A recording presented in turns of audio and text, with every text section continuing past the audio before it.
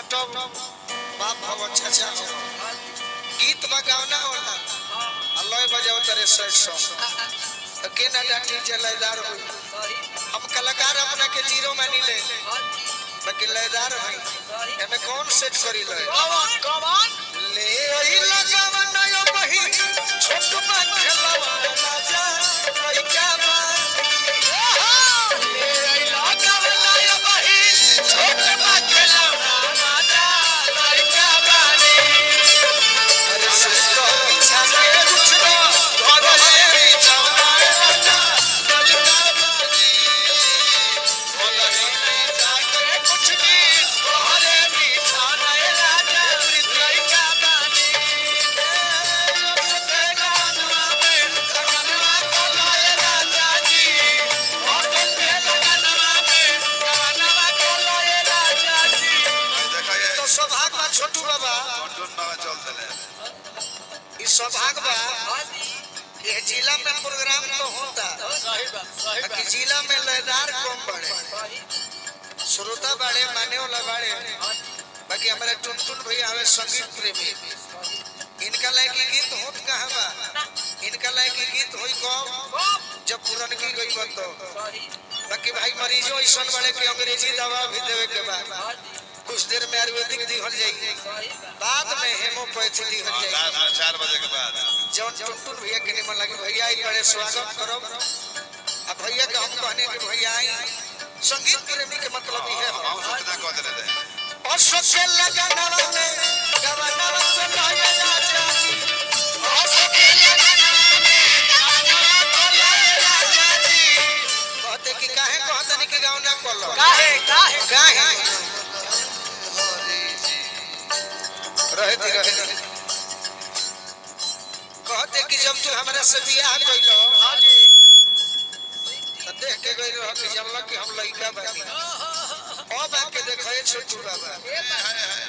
देखले रह छो गुप्त भइल बाया ना रहो भइल बाया ना कइल सुमिरिया सतरहिया के पार हो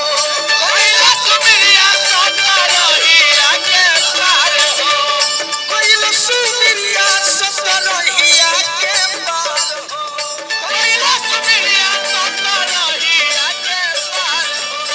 कहती का कह दिया हो जब तेरी जन करे आओ आवा पावो चालू अपन में कर खानावा कोलो ये राजा जी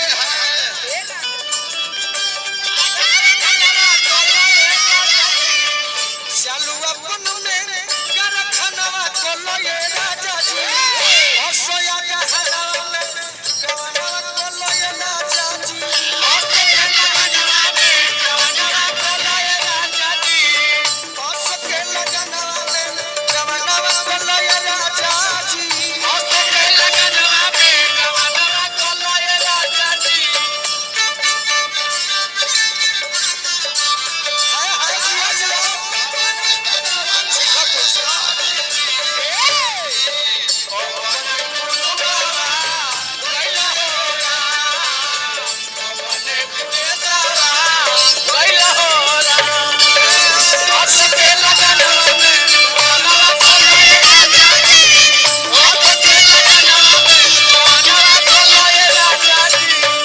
एक लाइन और कहती है कह दिया हो जब हम जीते कहे लवले बाड़ा चुप हो लवले बाड़ा चुप हो लवले बाड़ा चुप हो कवन सवतिया के खोल बाड़ा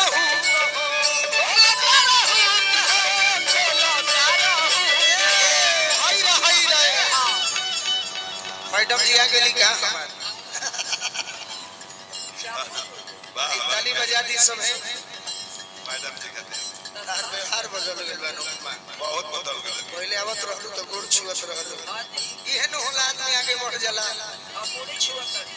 खिसियाइल बड़ी जानत तनी बाकी अब कौन तारा दुख बा अनुपमा खटी जोर से ताली बजा के स्वागत करी लोग हमसे पूछ रहा है भैया, लोग हमसे पूछ रहा है सोशल मीडिया पे इंस्टाग्राम पे, जिस पे भी सोशल मीडिया पे मैं एक्टिव हूँ, सब पे पूछ रहा है कि आखिर जब आपने मना कर दिया था कि मैं उनके साथ अब कभी कार्यक्रम नहीं करूंगी, आखिर क्या रीजन हो गया कि आप दोबारा उनके साथ कार्यक्रम कर रही हैं? तो इसका जवाब खुद आज गोलू भाई देंगे। तो सोशल मीडिया पर इसका जवाब ये है कि हम ऐसा व्यवहारिक लड़का हैं, भले खिसिया जेबू खिसिएबू तो यह न पूछो अरे काहे खिसियाइल बारू जान ले बुका काहे खिसियाइल बारू जान ले बुका बोला हमर सुगनी बरान ले बुका बोला हमर सुगनी वो में हमारो गलती हो सकता है। अच्छा यही बात पर है गोलू, यही बात तो तुम लोग एमबीबी न्यूज़ बताऊं तो इंटरव्यू दे दो लेकिन हाँ हमारो गलती हो सकता है, लेकिन तू हमारा के भुला जाबू एगो निशानी के तरह हम तहरा के जो याद रखले बने एगो कहानी के तरह हमू दीवाना है कि तारा आंसू पी जाई पानी के तरह तो कतनो हमरा तहरा विवाद होई लेकिन श्रोता जतना तहरा हमरा के सुनले बड़े के हम मानी ना भले तहार हमरा से झगड़ा हो जाए लेकिन हमनी के केकरा बल पर बनी जाए श्रोता के बल पर बनी जाए जब वादा करतनी कि हमरो जौन गलती होता वो गलती के हम सुधारो मुखिया जी से आग्रह करो अब बात में गई वो बात में गई बात तो फरमाइश हम 3 गो गीत गाई ओकर बाद अनुपमा के स्वागत होई आ तब चुनरी लेल बनी सब बड़ा व्यवस्था टाइट है क्या करो अरे की सोचे लगनवा में बाबूजी आई बड़े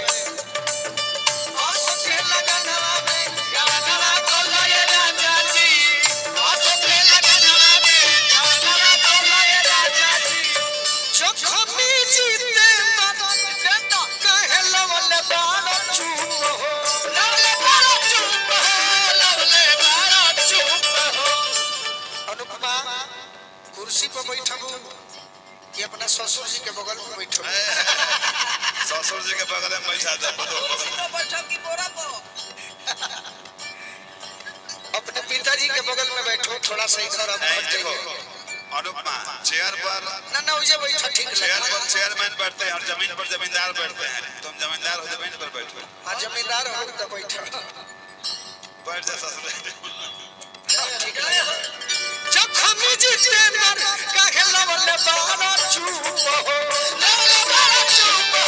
लवले बारा चुप हो कामना सवतिया के खोलता रहू कहो खोलता रहू कहो कहतिया कि पोखरी में हर खेन जी हमारे के जी ओले बाबू के ने बड़े राम कुमार ठाकुर जी बाबूजी समाग्र प्रभु जी हमारा के जियावे में गोली लगला के बाद मैं अपन बिजनेस छोड़ के हमारा मैदान को दिहले हमार पिताजी तो होइए बनी हमार पिताजी के बड़ भाई राम कुमार ठाकुर जी आइल बनी छा के आवाज सुनत बनी तो मंच पर आई हम बाबूजी के स्वागत करब अपना कि पोखरी में गोलू अरे सननवा कोलो ये राजा जी करा मगे भाई अरे कियो सोचे लगनवा